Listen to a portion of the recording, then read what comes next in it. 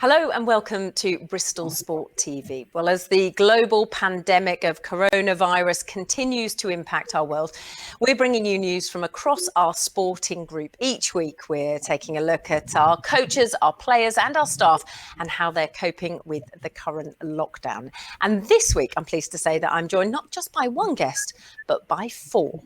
So this week, we could almost do a quiz, couldn't we, of what do these people all have in common? Well, the answer, of course, is our sporting group. And I'm pleased to say joining us on today's programme is Ashton Gate's executive head chef, George Opondo. Hello to you, George. Hello. Bristol Bears Community Foundation, Craig Capel. You can all wave, yeah. James Edwards from the Robbins Foundation there. And Bristol Sport Foundation's Tom Monks. Hi to you all. Good to see you all the different backdrops. Morning. Chef George, you've joining us from Ashton Gate because I think you've just come straight from the kitchens. I can see the Heineken lounger over your shoulders there. You've been busy making sandwiches as you have been since this lockdown began. That's correct, Lisa. It's been a busy morning. Only about 500 sandwiches or lunches to be done today, ready for tomorrow's delivery. You say only about 500. As a mother that's had to do various birthday kids parties, you know, catering for about 15 children's sandwiches is bad enough. 500, my goodness. How long does that take of a day? Is it about half a day's work for you? It's about half a day's work on a normal day, but then we're fortunate because we've got a few volunteers as well. So that speeds up the process. So it's about 3 hours tops and it's all done. Yeah, you make that sound almost quite easy, but it has been quite a big logistical effort, hasn't it, to bring all of this together. And you know, Steve Lansdown has constantly talked about how, you know, the idea behind the Bristol Sport Group and the clubs all coming together. A big part of it was the fact that this Ashton Gate Stadium sits in the heart of our community. You know, we're supported by the community and we support the community. And perhaps James, you're probably best placed to talk us through where this all came from the beginning, you know, this link up, because it came with actually free school meals was probably the starting point. Well, we sort of do this on a small scale all year round. So we've got 20 young people that we deliver food to on a regular basis. Mark Kelly, I think, came to us originally and said, look, we want to support the community at this time. We know there's loads of vulnerable young people out there that need support. And it was a credit to James Howins and John Pinches for our team. Within 48 hours, they had a list of 300 vulnerable young people. They've contacted the heads of schools and they contacted the police as well. And we had 300 addresses to deliver the food to. So it was a quick turnaround. And I remember on the first morning, there was George, Kasia Kelly and Ross, just the three of them, making and packing 300 lunches for us to take out at lunchtime for the people, the vulnerable people at South Bristol. So yeah, it was a quick turnaround, but credit to all the staff involved.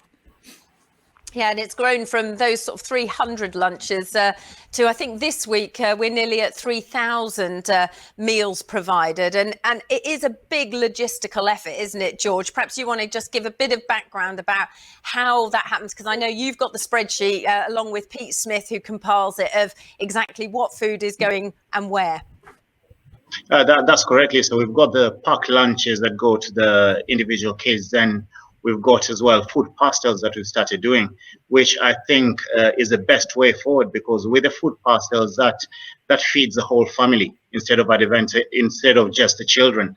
So that's the way forward for Ashton Gate to help the community as a whole. Yeah, I mean, I remember that Friday before the official country sort of government lockdown that came on the Monday towards the end of March. By the Monday, we were back open with the sports bar being used by Feed the Homeless. They were occupying the sports bar because, of course, the stadium is such a vast space.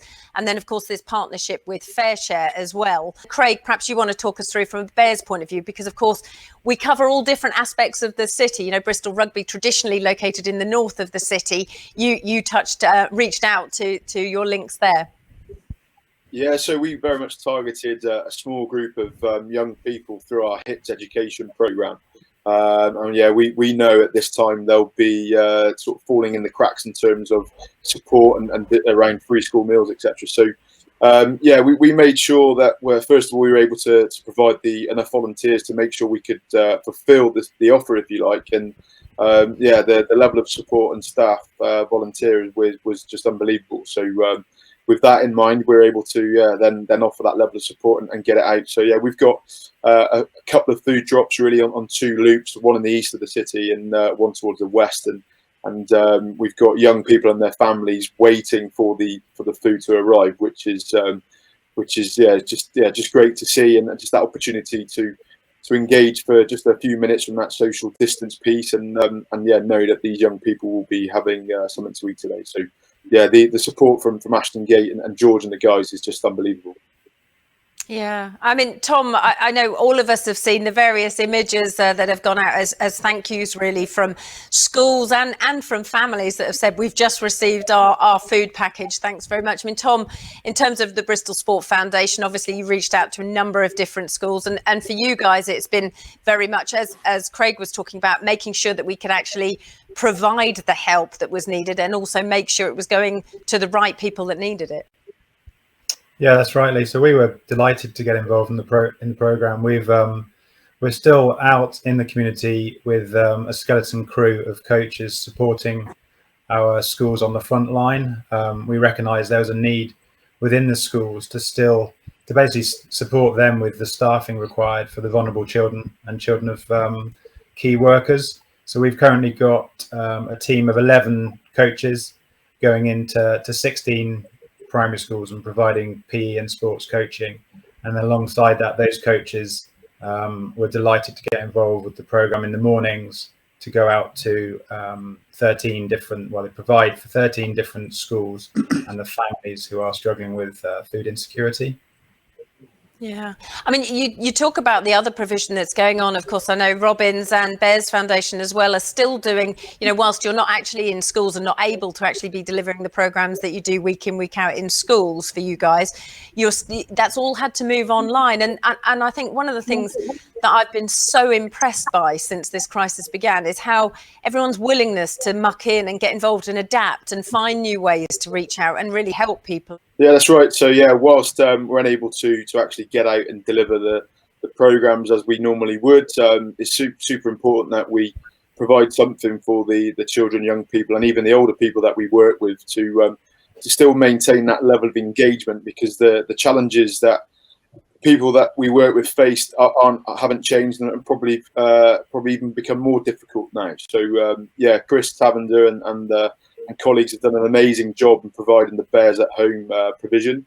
So I think there's a sort of a weekly round of challenge, exercise, dance, story time. Dance is my particular favourite. Even my children are getting involved in the dance sessions on a weekly basis. And I think we've got over 7,500 views on YouTube now across those videos, which just demonstrates the need and the value and how important it has been in terms of engaging with some of the disabled and young people, adults, and those with additional needs. So yeah, so Bears at Home is just one example. When you mentioned our HITS education program is still running through sort of remote learning, if you like, and we're even making those regular weekly calls to some of our older people who may be living in social isolation, even more so now with lockdown.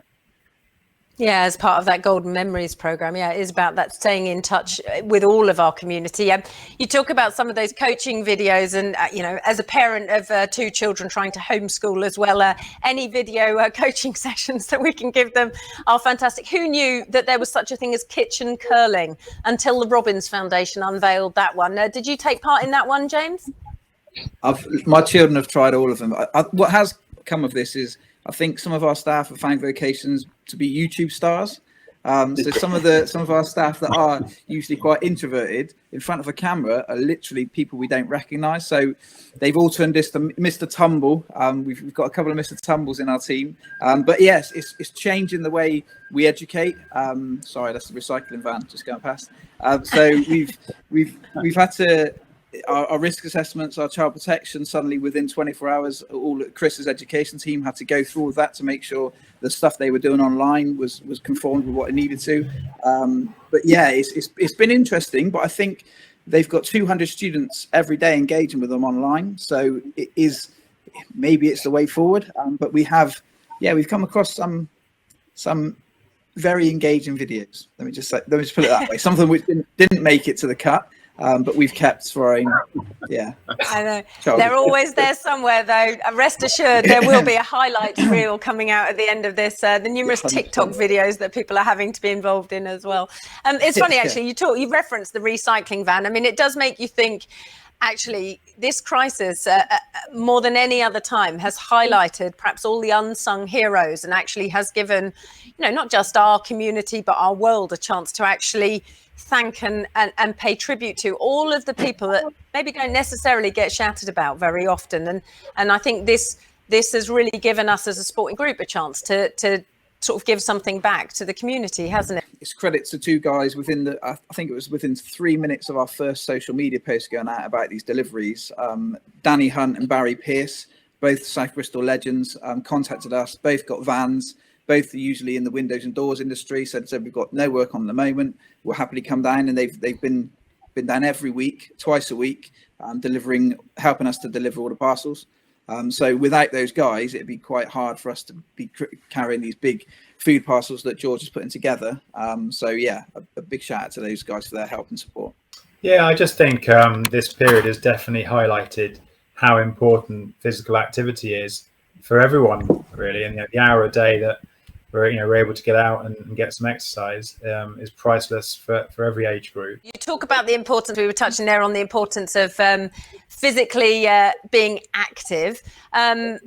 Craig Capel definitely deserves a shout out for his marathon effort over the last few days, because you guys in the Bears Foundation have raised just over £5,000, I think, over the last couple of weeks, going to the Foundation and St Peter's Hospice. And it's fair to say you've probably been more physically active than most. Yeah, I was involved in the 2.6 webinar that was hosted by the race director of the London Marathon, and obviously it's been cancelled due to COVID-19. So as you can see, I'm sort of sat in the loft, which is now an office room, and I share the space with what was a dusty rowing machine. I think I've had it for a couple of years, and I think I've put more miles or kilometres on it in the last week than I have in the previous 2 years. So so set myself a bit of a challenge. So 6 days of rowing 26 kilometres a day, sort of tapping into the 2.6 challenge, and shared it with Community Foundation staff, and unfortunately sort of committed to it, if you like. But yeah, I was blown away by then staff jumping on board and creating their own challenge, and 10 staff committed to climbing what would have been the height of Kilimanjaro by climbing their stairs, which is 520 flights of stairs each. So the guys did that for the first 5 days, and then I jumped on the machine on the Sunday and did the 6 days of rowing. So yeah, I stupidly then committed to rowing the full marathon on the final day instead of 26. I thought an extra 16 kilometres wouldn't be too bad, wouldn't be too much of an issue. I was very wrong. Yeah, I think I'm still struggling and recovering now. And of course, we're always keen in the media team to get it covered. So I think we added to your pain, if that was possible, by asking you to Facebook Live it at the same time. So you couldn't watch, all of the Netflix things and other channels are available that were keeping you occupied. You had to Facebook Live your pain as well. I think, listening to a bit of the Rocky soundtrack, as I mentioned earlier, sort of maybe added an extra or stroke to my minutes, or every row per minute. So, I think...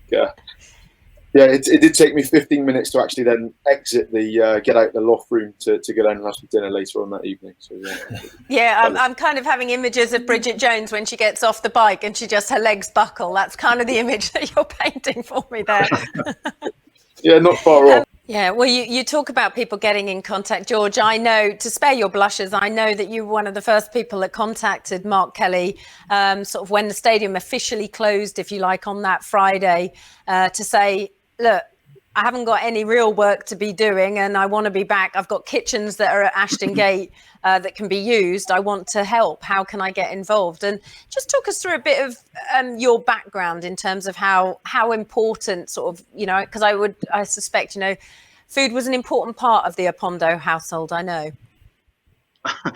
Food was definitely an important part to the Opondo household because I grew up in a big family. So there's 14 of us. 14 siblings, so eight brothers and 6 sisters. By then, I guess you'd say global warming, so it was cold in Kenya, long winters, which meaning that my parents had fun, basically. So the number of us, and then when you look at what we had to eat as well, by the time my dad passed away when I was 4. So then my mom, you would literally say, had 14 people to bring up. Most of them were all a little bit older, but then there were times when you didn't have much to eat. So we would have, I remember there was one time which has never, I'll never forget. I always tell myself that because that reminds me of plenty of what I went through, and actually what's going on now kind of brought that back into my memory. Because one morning my mom got up and we literally had nothing. So what she did was she made ugali, which is basically polenta. Now polenta made of maize meal.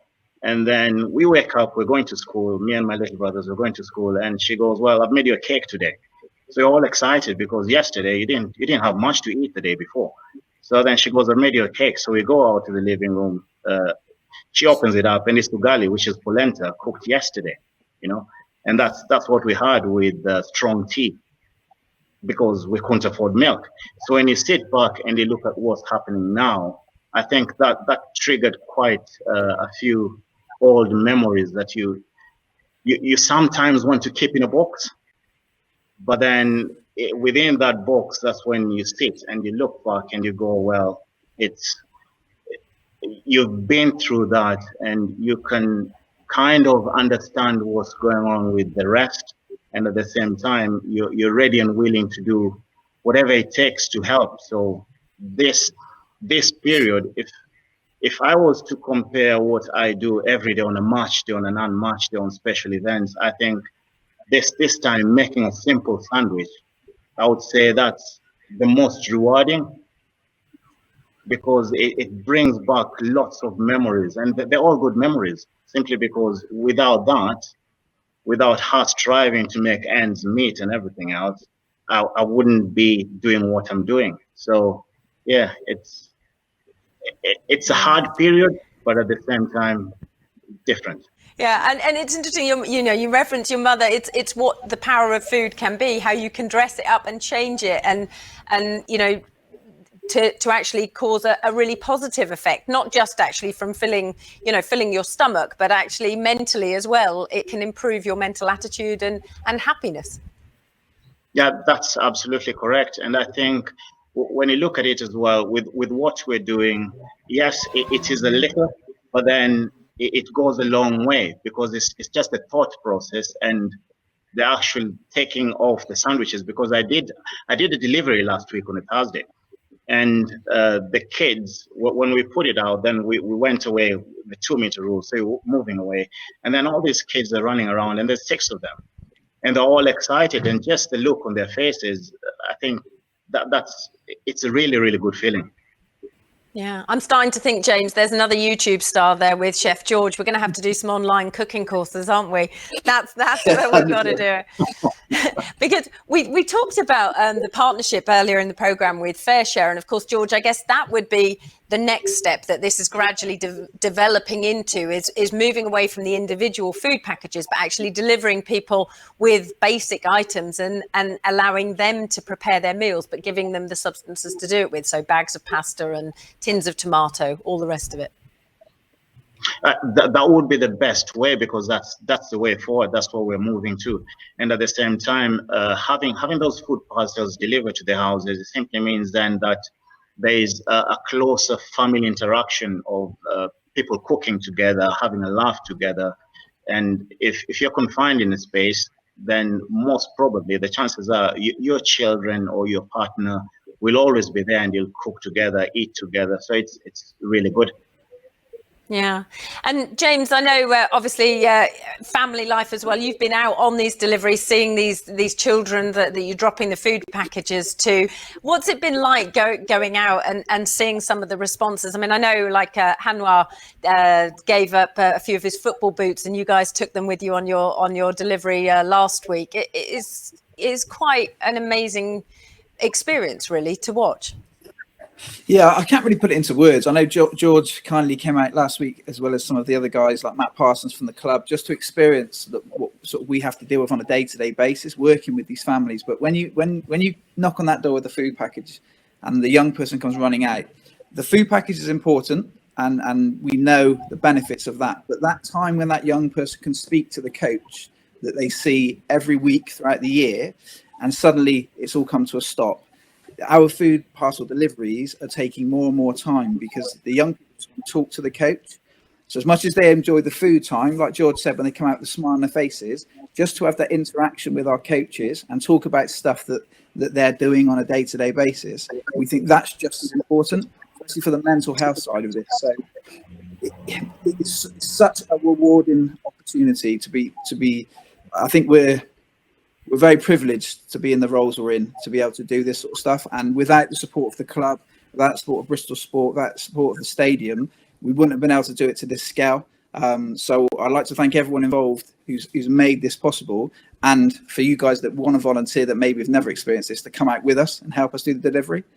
I hope that's sort of in a nutshell. Yeah, no, absolutely. And I think this is about, we've had a few weeks of really scaling up this. And I know, from the very initial weekend, we've referenced Steve Lansdown, but John Lansdown as well, of course, sits at the very heart of it, especially from the Robbins Foundation, sits on the Bears boards, as well as Bristol Sport, has been integral to making sure that this got off the ground, but got off the ground in the right way. So it has been ramped up gradually over the weeks to make sure not only is it achievable, but it's also sustainable as well. And maybe Capes, you want to come in on in terms of how we've gradually grown throughout this, but actually the mental health provision of it as well is that important touch point within the community, because I know all of you guys work in areas where most of us see home as some kind of refuge and some sanctity, but actually a lot of the children that you're dealing with, actually home sometimes is not a place of safety for them.